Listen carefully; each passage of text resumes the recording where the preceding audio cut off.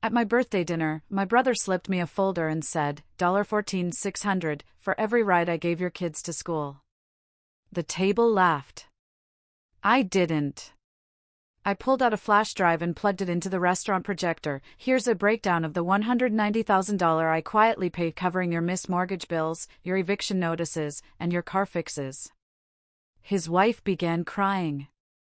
The screen went black, then my lawyer grabbed the mic. My own brother handed me a bill for being kind on my birthday. I looked at the neatly itemized list, then at my family, laughing, and knew, right then, everything was about to change. Permanently. The aroma of garlic and tomato sauce filled the back room of the Olive Grove, candles flickered on the table, and the soft hum of conversation suggested a normal family celebration. But as I stared at those printed invoices, a cold, hard knot formed in my stomach. My name is Noah. I'm 39, a single dad of 2, and until recently, I genuinely believed that doing the right thing didn't require applause. I was the guy who showed up, who was reliable, who helped quietly, never expecting a thank you or recognition. I thought if I just kept being dependable, it would eventually be noticed, or at least respected. I was so wrong. This unraveling, the part that truly showed me how entitled and selfish my own family could be, happened last month at my birthday dinner. For years, I'd bitten my tongue through snide comments and covered more family emergencies than I could count. But that night, something flipped inside me, and once it was flipped, there was no going back. My older brother, Brendan, is 43. He's always held this self-appointed title of family man, the kind of guy who wants a medal for basic decency. Helped our dad change his attire once? He'd bring it up every holiday. Babysat for an hour? He'd expect an engraved trophy. Meanwhile, I was just there. Always there. I picked up the phone when my sister Ashley needed a midnight ride for her ex. I canceled dates to watch Brendan's kids when his wife, Jessica, had a hospital emergency. I paid for repairs on our parents' roof when everyone else vanished. And I didn't say a word. That was the problem. My silence made me invisible. And when people don't truly see you, they don't think twice before trampling all over you. Brendan has 3 kids, I have 2. We live in Richmond, Virginia, just 10 minutes apart.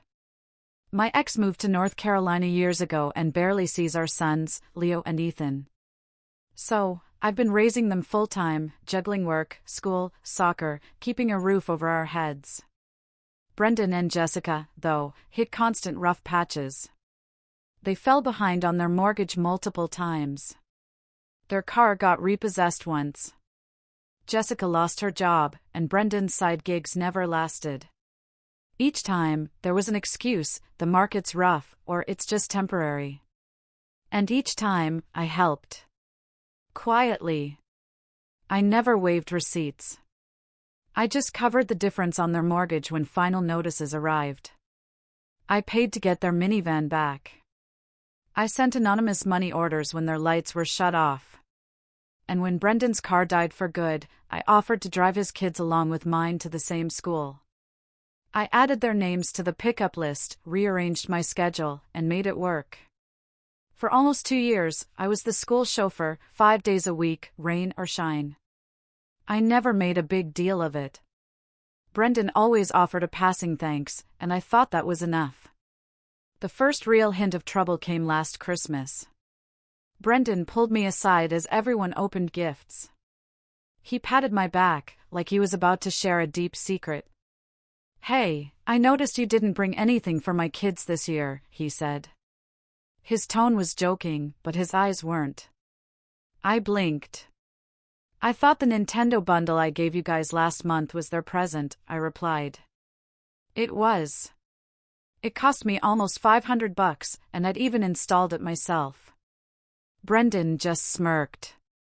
"Oh, right. I guess I thought that was more of a family thing." I didn't even know what that meant, but I laughed it off. I had to, with everyone around. I told myself he was tired, stressed, that he didn't mean it. But after that, things felt different. I started noticing how often my help was twisted into something transactional, expected, not appreciated. My mom, Sarah, usually the referee, started making passive comments about how lucky I was to be single, not having to support a whole family like Brendan. Ashley once said Brendan sacrificed so much and deserved more support. I wanted to scream, hadn't I been supporting them all? Then came my birthday. Leo, my younger son, wanted to throw me a dinner, just a few family members at that Italian place downtown I love. He even asked the staff if we could use their projector for a slideshow of pictures he'd made. That kid, 10 years old, has more emotional intelligence than most adults I know. We booked the back room.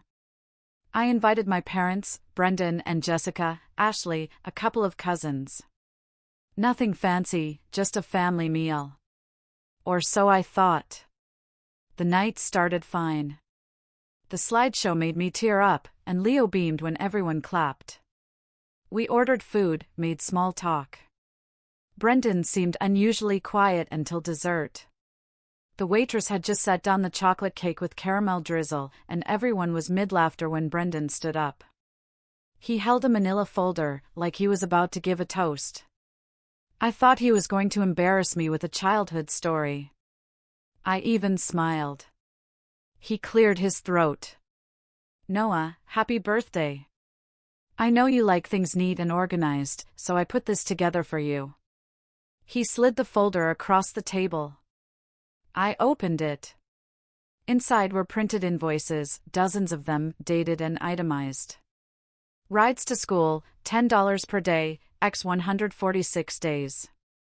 Late pickup fees, missed work hours, all neatly tallied. Total due, $14,600. I looked up, thinking it had to be a joke. Brendan chuckled. Figured I'd do the math since you love spreadsheets. That's just for last year. I didn't even count the early mornings. Someone snorted. Ashley burst out laughing. Oh my God! Are you serious? She said, nudging Brendan's arm.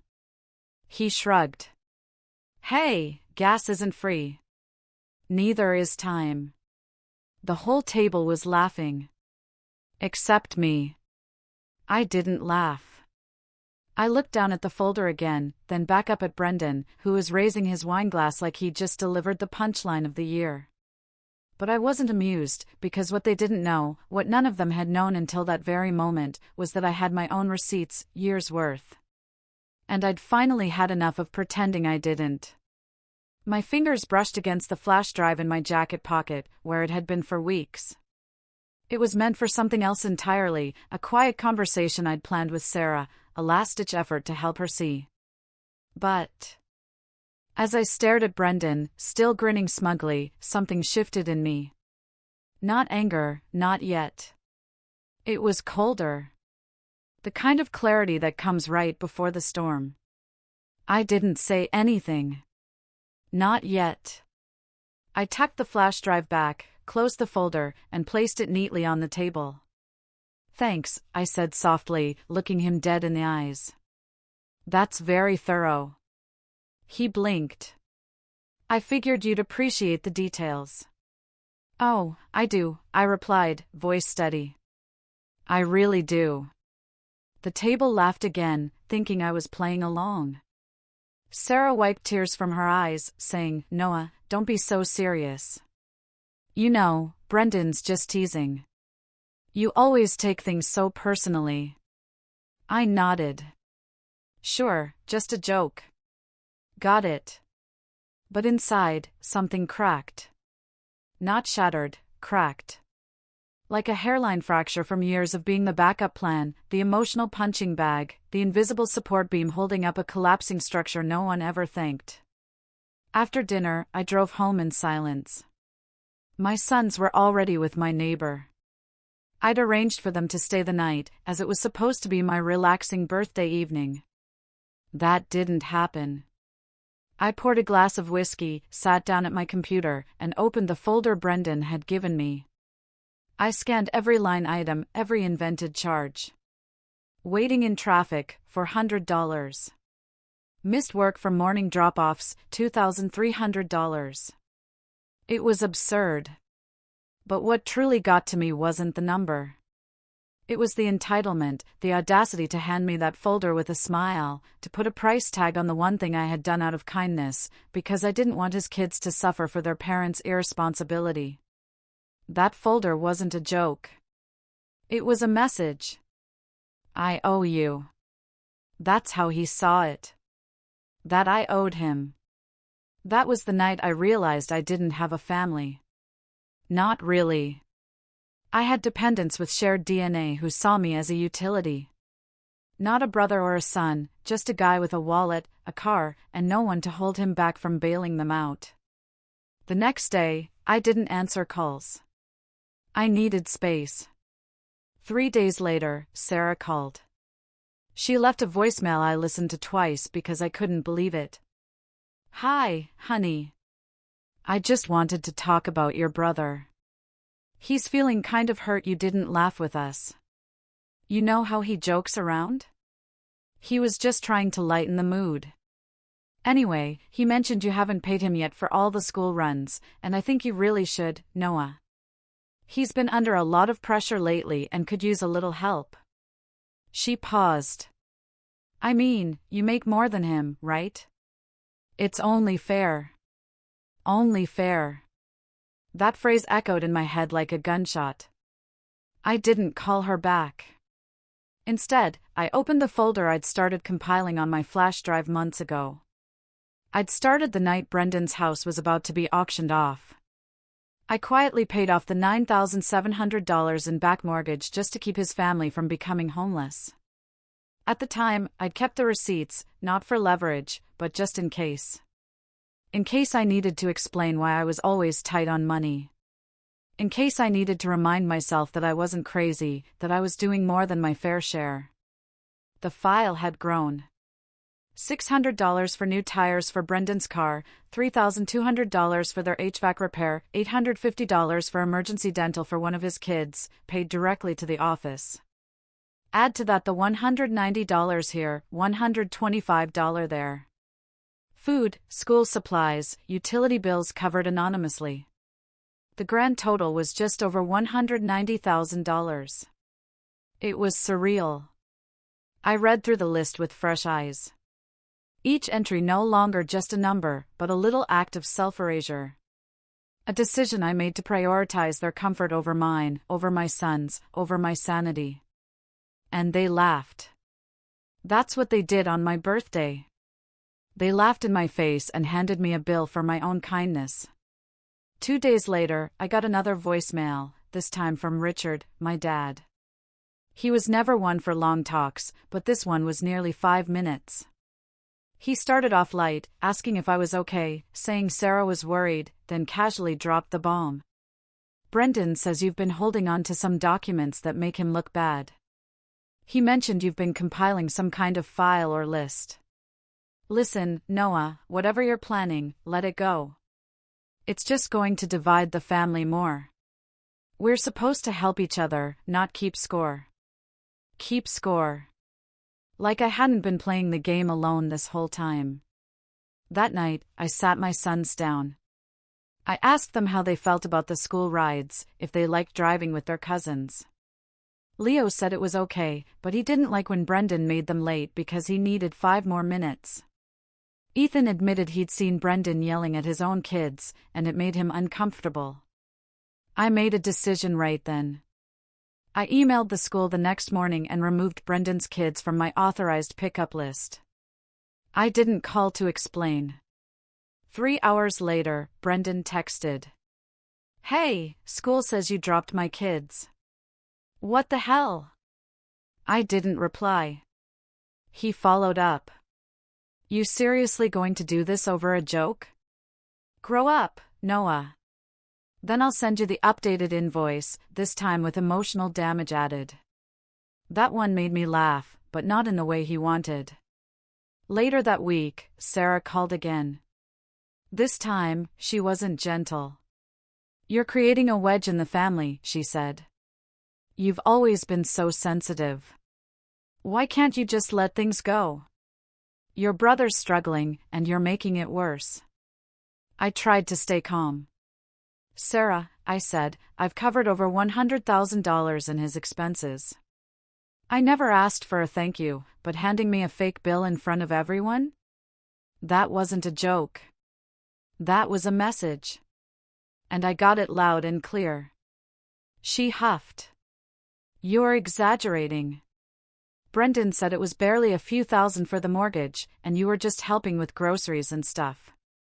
It's not like you saved their lives. I hung up. That was the moment. The moment I realized they didn't just take me for granted. They had rewritten history in their own minds. My sacrifices were now anecdotes. My help repackaged as minor gestures, easily forgotten or minimized. The next few days, I kept to myself, focused on work, spent time with my kids. But something was shifting. The silence was getting under their skin. Brendan showed up at my house a week later. No warning. Just rang the doorbell, holding that same damn folder. I came to make peace, he said, voice dripping with false humility. Look, maybe I took the joke too far. Fine, I'll waive the fee. Happy? I didn't let him in.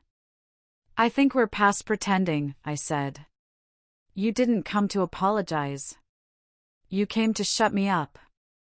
He stiffened. Excuse me? I stepped outside, closed the door behind me. You're afraid I'll tell people the truth about the mortgage, the car, the utilities. His face went pale. I have every receipt, I said calmly. Every email, every bank transfer, every notarized payment record.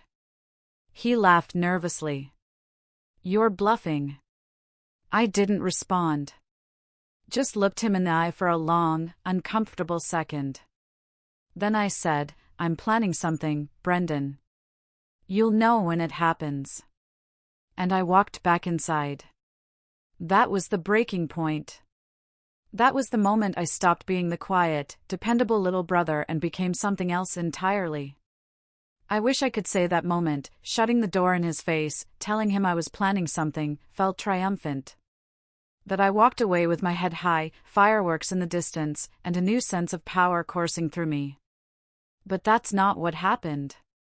The truth is, I closed the door, leaned against it, and just stood there. My hands were shaking. My stomach churned. I felt sick. Not from guilt, I had nothing to feel guilty for, but from the sudden weight of everything that had been building for years, pressing down on me all at once. I wasn't used to saying no. I wasn't used to being seen. Not like that.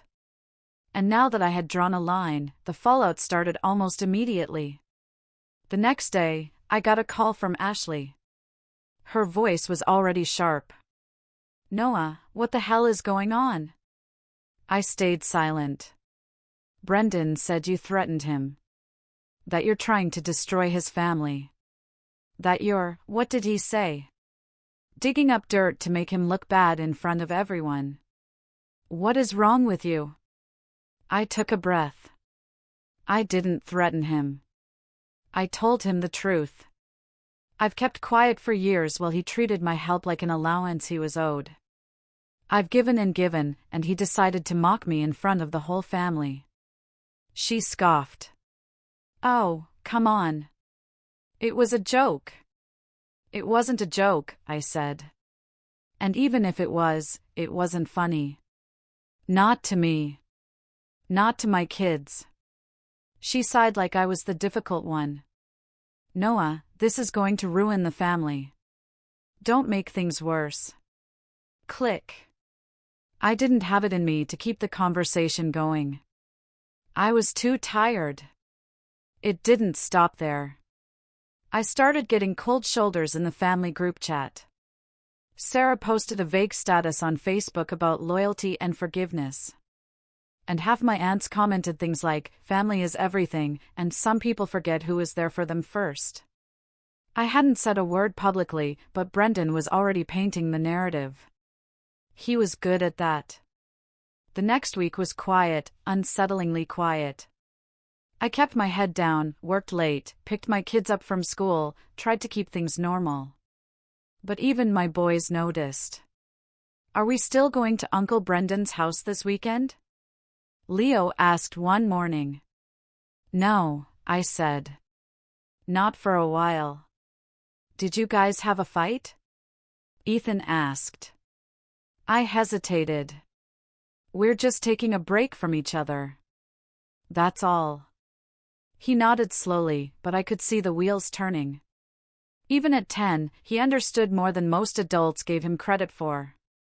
The real unraveling happened 2 weeks later. My parents hosted their annual spring barbecue.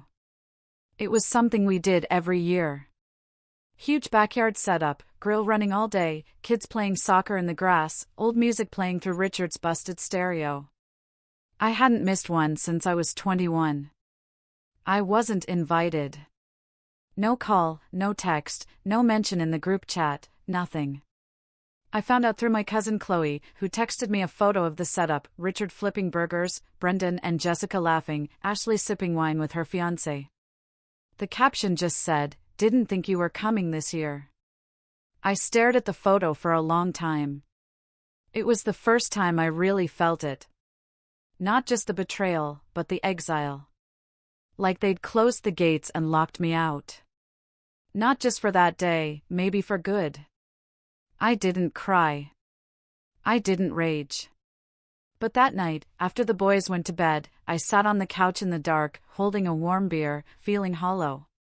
Like the years I spent holding up this family had been some long, elaborate con. And I was the only one who hadn't been in on the joke. I don't know how long I sat there. An hour, 2. Long enough for the beer to go flat and warm in my hand. Long enough to realize that maybe, just maybe, I'd never been part of the family the way I thought I was. That was the fall. That was the bottom. And then slowly came the rise.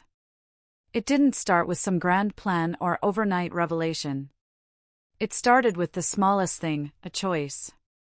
I turned off notifications for the family group chat. I archived it, muted it. That simple. And then I did something else. I opened a new document on my laptop and titled it What I Want. I stared at the blinking cursor for a long time, and then I started typing. *I want peace. I want my kids to grow up without being guilt-tripped by people who only show up when they need something. I want to stop pretending that loyalty means obedience. I want boundaries. I want freedom. I wrote for hours, and by the time I stopped, I felt lighter, like I'd emptied a suitcase I didn't realize I was dragging behind me. That weekend, I started cleaning house. Not literally, though I did finally fix the leaky faucet in the kitchen. I mean, emotionally, digitally, spiritually. I sorted through years of emails, bills, and transfers. I made copies of every payment I'd ever made for Brendan and his family. I labeled everything. I filed it neatly into folders, both digital and physical, not out of spite, but out of clarity. I needed to see what I had done. And then I started putting that same energy into myself. I'd always had a side project, an app for managing school pickups and carpools. It started as a joke with my sons, something to organize our weekly chaos. But the more I worked on it, the more useful it became. I started refining it, coding features, building a clean interface. And now, with the silence from my family ringing loud and clear, I had the time and motivation to take it seriously. I pulled late nights, built out the back end, taught myself new development tools. I created a beta version. I started reaching out to local parent groups, asking for feedback. I launched a small test group. The response was better than I expected.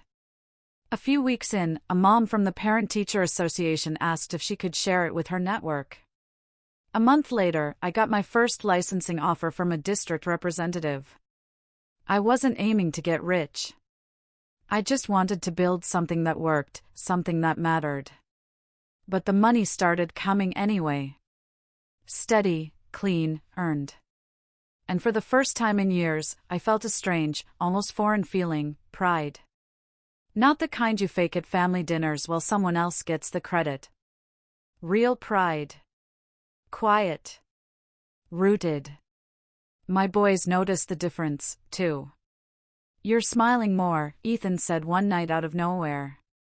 "Yeah?" I asked. "Yeah, I like it." He didn't know what that meant to me, how those words hit harder than any praise I'd gotten in the last decade. We started doing more together, weekend trips, game nights, just sitting around and talking without the constant weight of family guilt hanging over me. I had room to breathe, to be present, to actually enjoy my own life. I even joined a local dads group, something I never thought I'd do. We met once a month for coffee and talked about parenting, work, boundaries. It felt weird at first, opening up to strangers, but it helped more than I expected. One night, during a meeting, I shared a little of what had happened with my family. Not the full saga, just the basics. One of the guys, a retired lawyer named Arthur, leaned forward and said, "You kept records?" I nodded. He smiled. "Good. Keep them.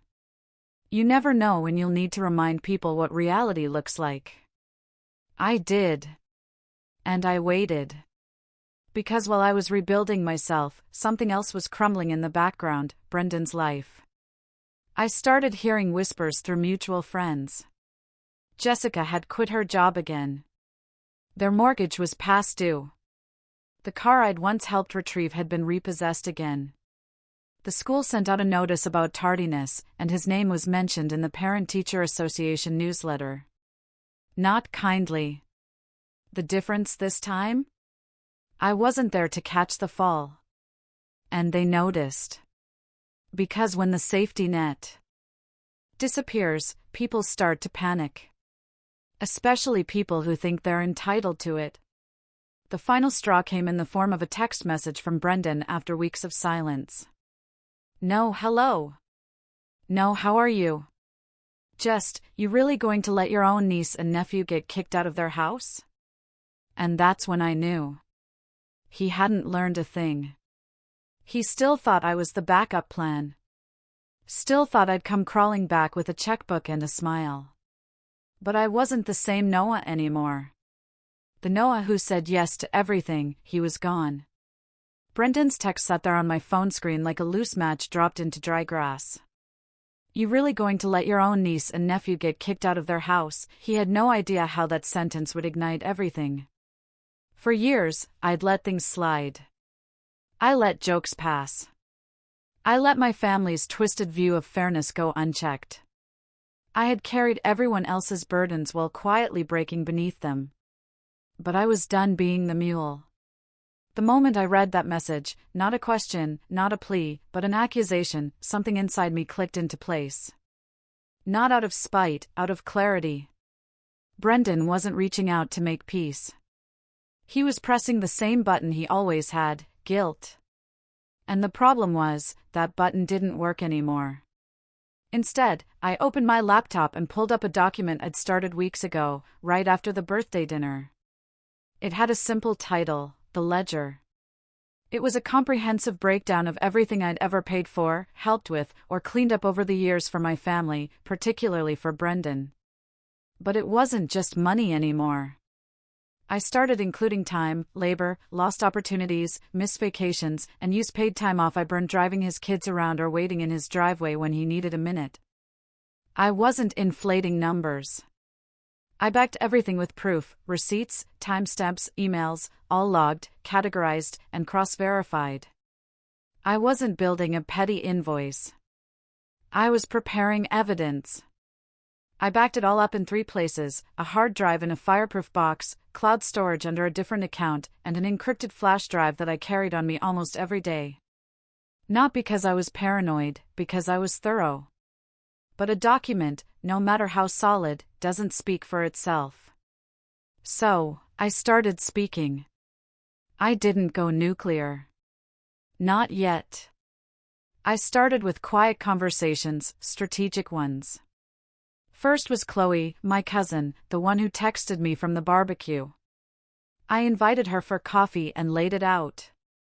Not everything, just enough. She knew about some of Brendan's struggles, of course. But she had no idea the extent of my involvement, the debt I'd erased, the time I'd lost.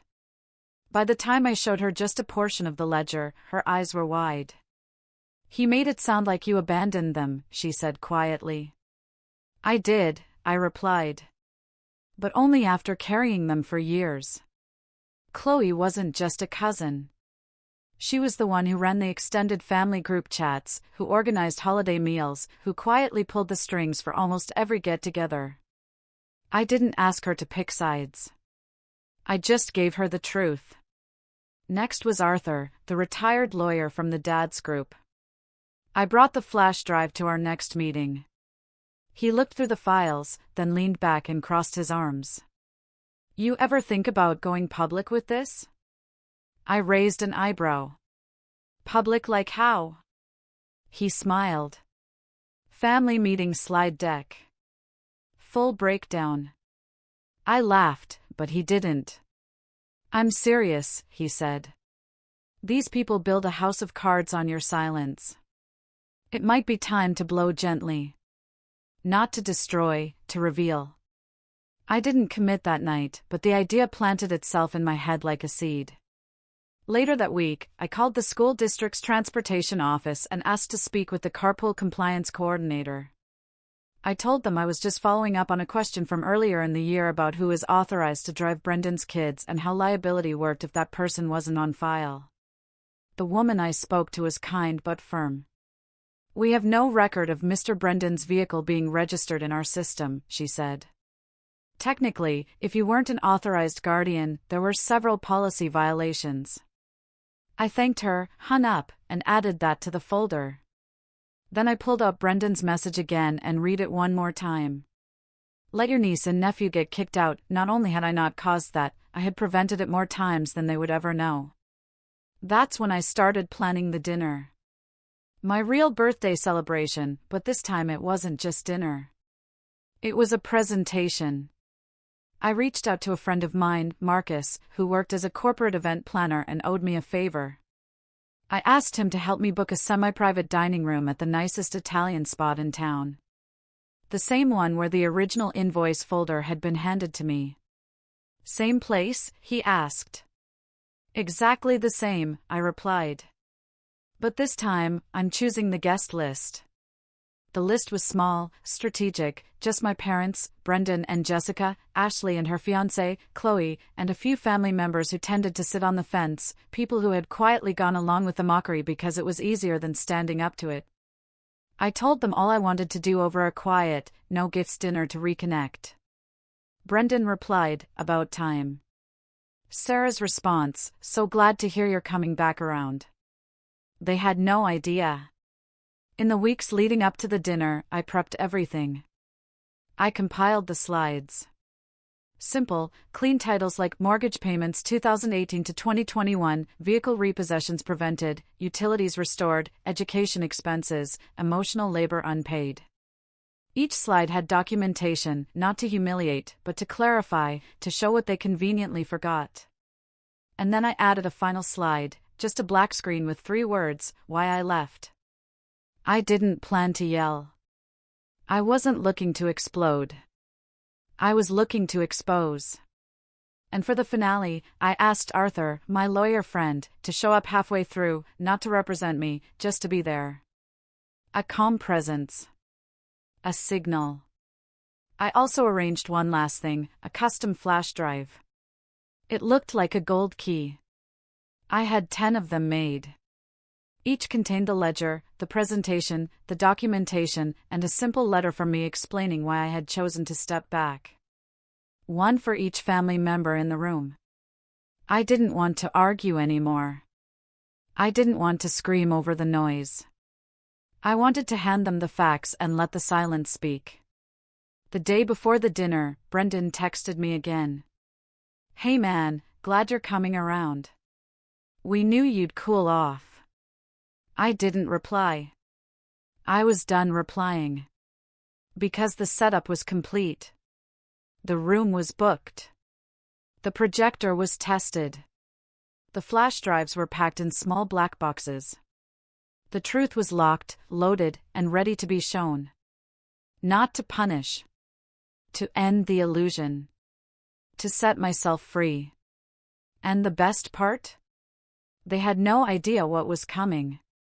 The dinner was set for a Friday evening at 6:30 sharp. The same restaurant, the same back room. I wanted every detail to mirror the scene from my birthday, like a stage reset for the final act of a play they didn't know they were starring in. I arrived 30 minutes early, dressed simply, clean button-down, jeans, nothing flashy. I brought the black boxes with the flash drives and set one beside each plate, like party favors at a wedding. The restaurant manager, a quiet guy named Michael who remembered me from the birthday debacle, nodded respectfully when he saw me. "You sure about this?" he asked. I nodded once. "It's time." By 6:45, everyone had arrived. Brendan strolled in with that same swagger he always carried when he felt in control. Jessica followed, wearing a smug smile like she'd just been handed a winning lottery ticket. Ashley hugged me perfunctorily, barely hiding her condescension. My parents, Sarah and Richard, were warm but cautious. Everyone assumed I was here to apologize, to make peace. They didn't notice the projector already plugged in and ready behind the curtain. We ordered food, made small talk. I let them talk. I didn't interrupt when Brendan made a half-hearted joke about surprise invoices. I didn't say a word when Ashley leaned across the table and said, "I'm just glad you're not being dramatic anymore." I just smiled. The waiter brought out the appetizers, and I let everyone get a few bites in before I stood up and lightly tapped my fork against the side of my water glass. The room quieted. "I want to thank you all for coming tonight," I began, calm and steady. "It means a lot. I invited you here because there's something I've been meaning to share for a long time." I reached into my pocket and pulled out the gold key-shaped flash drive. The room looked puzzled. Brendan squinted. "Don't worry," I said. "I'm not handing out invoices." A few chuckles, but they were nervous. "But I am handing out the truth." I nodded to Michael by the door. He dimmed the lights and drew the curtain closed. Then I pressed play on the remote and stepped aside as the projector flickered to life on the screen at the front of the room. Slide 1. $190,461.17. Amount quietly spent by Noah Andrews from 2017 to 2024 covering family expenses. The room went silent. Click. Slide 2. Mortgage payments. Brendan's name, the dates, the exact amounts paid, copies of the bank transfers, screenshots of emails from his lender, including a line in one that read, "Thank you for resolving this outstanding amount. We are canceling the auction proceedings." Jessica dropped her fork. Click. Slide 3. Car payments, towing, and repairs. Receipts from garages, proof of payment, timestamps, license plate numbers, even the towing receipt from the night their car was impounded. Sarah gasped softly. Click. Slide 4. Utilities. Power company invoices, screenshots of account logins. My name listed as payer on emergency restorations for heat, water, and electricity. Click. Slide 5. Child expenses. New school shoes, field trip money, dental copays, lunch accounts quietly refilled. All signed, all time-stamped, all documented. Brendan turned red, not from shame, from panic. He stood up like he was about to stop the presentation. I raised my hand without even looking at him. "Sit," I said. Something in my voice made him obey. Slide 6. Messages. A collage of texts cropped for clarity. Sarah saying, "You make more. It's only fair." Brendan's, "I'll add emotional damage to the invoice." Ashley's, "You're going to ruin the family." Click. Slide 7. Why I left. Black screen, white text.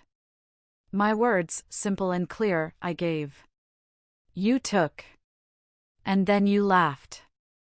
The final slide faded. I walked back to the head of the table, calm as ever. Each of you has a box in front of you, I said. Inside is a copy of this presentation, all the documentation, and a personal letter from me. No one moved. Brendan finally sputtered. What the hell is this, Noah? You trying to humiliate me? You're turning this into some kind of what? Revenge stunt? I met his eyes. No, Brendan. I'm turning this into closure. He tried to laugh, but it came out brittle. So what? You think this makes you look good? That you're some martyr? No, I said. I don't care how I look. I care about what's real. And what's real is that I was used and mocked. And when I stopped playing along, you tried to paint me as the villain. Sarah started crying quietly. Richard looked down at the table. Ashley just stared, wide-eyed and pale. Brendan sneered. This is pathetic. Is it? I asked. Because I think what's pathetic is handing someone a fake bill on their birthday after they spent years keeping your house from being taken. I turned to the room. I'm not asking for thanks. I'm not asking for repayment. I'm done asking for anything from any of you. Arthur, who had been sitting quietly in the corner, stood up and walked over. He nodded politely to the group. I'm just here as a witness, he said, in case any legal issues arise, and to deliver a message from Noah. Any further harassment, misrepresentation, or defamation, spoken or written, will be met with appropriate legal response. Brendan looked like he was about to explode. You brought a lawyer to dinner. No, I said. I brought a boundary. Michael turned the lights back on. Everyone sat frozen. I took one final breath, then reached into my pocket and pulled out a sealed envelope. This, I said, is a donation agreement I just signed this morning. My app, the one I've been building, it's getting a school contract. The first 10% of my earnings are being donated to a fund that covers emergency housing and education expenses for kids in the city. I looked at Brendan. Kids who didn't choose their parents' mistakes. Jessica broke into tears. Brendan stood up, fists clenched, but said nothing. I picked up my jacket, nodded to Michael, and turned to leave. As I walked out, Sarah called out, voice trembling. Noah, wait. I paused at the door, turned my head slightly. Thank you, she said softly. I gave her a single nod, then walked into the night. The fallout came quickly. Brendan's circle started shrinking. Chloe shared the ledger with a few other relatives after reading through it. Ashley tried to defend him online, only to be confronted with screenshots and facts. My parents didn't call for a while. When they did, they were different. Quiet, humbled, careful. I never rubbed it in. I didn't need to. The truth did all the work. And me? I kept building, kept working. My boys saw their dad stand up for himself with dignity, not rage. They saw what it looked like to say no without apology. They learned what it meant to draw a line and hold it. One night, weeks later, Ethan asked, "Do you think they'll ever say sorry?" I thought about it. Then I smiled. They don't need to, I said, because I had already moved on. And the next time someone tries to hand me a bill for my kindness, they'll find the door already closed. What would you have done if you were in my shoes?